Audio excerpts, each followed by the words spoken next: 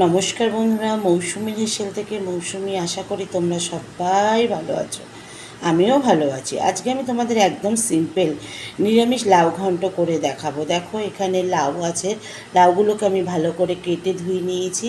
আর এখানে নিয়ে নিয়েছি 4টে কাঁচা লঙ্কা, সাদা জিরে আর তেজপাতা।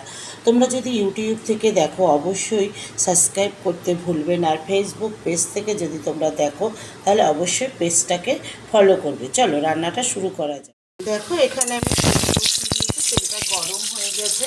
আর কাঁচা লঙ্কা, সাদা জিরে আর তেজপাতা এবার দিয়ে দিচ্ছি লাউগুলো।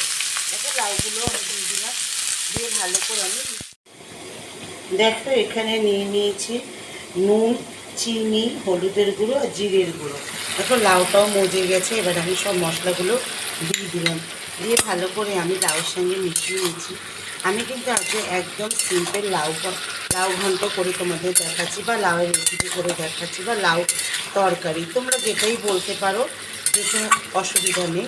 যাই হোক, আমি ভালো করে নুন, হলুদ, চিনি আর জিরের গুঁড়োটা লাউয়ের সঙ্গে মিশিয়ে।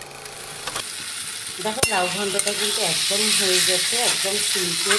আমি ঘরোয়া মশলা দিয়ে লাউয়ের রেসিপি করে দেখালাম। আমি যেভাবে করলাম তোমরাও এইভাবে করো। কমেন্ট বক্সে কমেন্ট করতে ভুলবে না, শেয়ার করতে ভুলবে না, লাইক করতে ভুলবে না।